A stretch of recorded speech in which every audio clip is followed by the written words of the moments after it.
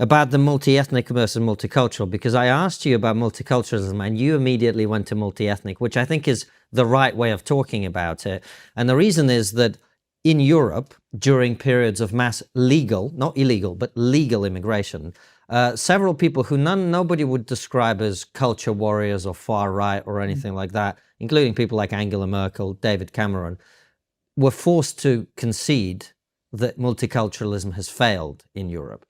And that's kind of was a little bit of my worry with Australia, in the sense that I think that there may be, we talked earlier about how it's like going back 10 years in the past.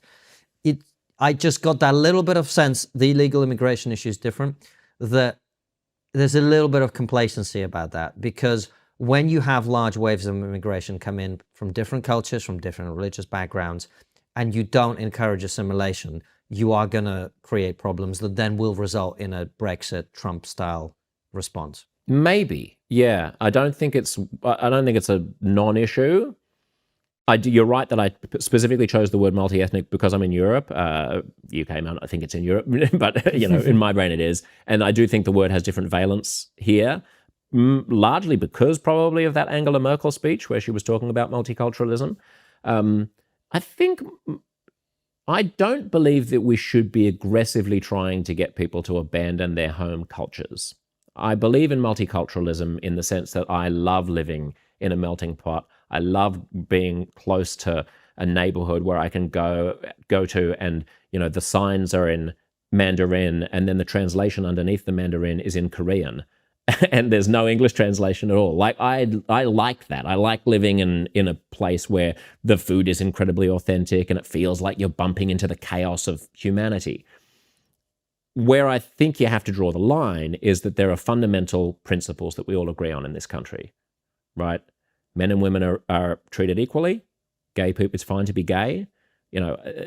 Basically sort of universal small L liberal principles. And if you come from a culture where that's not the case, you don't get to continue to live that culture in Australia and continue to insist that your women wear burqas against their will, or that. Do you not think those two things are incredibly connected and unavoidably so? If people live in a community in which they speak the language they spoke in the country from which their grandparents came, if people live in those societies where they're not fully integrated, then the cultural heritage, including social values, will be passed down inevitably. And in the UK, that's what we see. We see second and third generation people whose parents and grandparents came here, who are more socially conservative, including on those issues. Are they? Yeah. That's not the way that it works in Australia. I mean, or America, actually. It gets diluted with each generation. It may be because of the different types of people that you allow in. It could be. I mean, I think, if we're talking about conservative Muslims, which I think is probably the subtext, then, the first generation comes over and they have their ways of doing things. And in general, the next generation,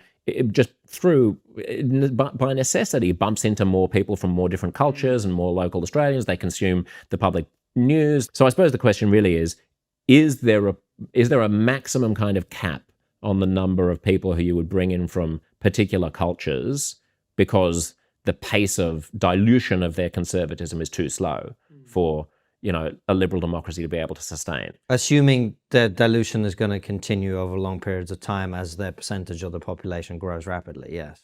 Yes. That's not necessarily the case. I mean, people are talking in this country about an Islamic party now, right? An Islamic party is not going to be socially liberal, I don't imagine.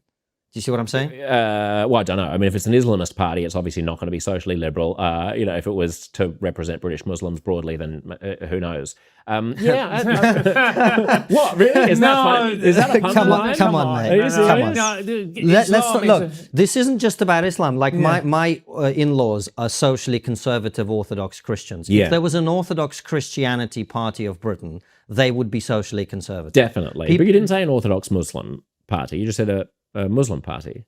An Islamic party. Islamic party of Britain. I mean, maybe I know too many moderate Muslims in Australia, and I have rose-tinted glasses about it. Having a go at Muslims. It's a conversation about whether you are able to integrate people when there are large waves of immigration, while encouraging them to retain entirely their language and their culture without really working hard to integrate. Yeah, I mean, look, it may be the case that Australia just has more covert assimilationist policies than the UK and the US do, that we talk a big game about multiculturalism, but actually, if you call through to the government helpline, you're going to have rudimentary English in order to understand it. And it's that's very different. It's possible that here, you can press number 16 for Arabic and number 17 for, Pashtun, or Urdu or something, and you don't have that in Australia. So I think there's probably that's interesting. There's a balance to be struck between an overt kind of philosophy of welcoming multiculturalism, but also a practical recognition that in order to get by and in order to be socially tolerated, really,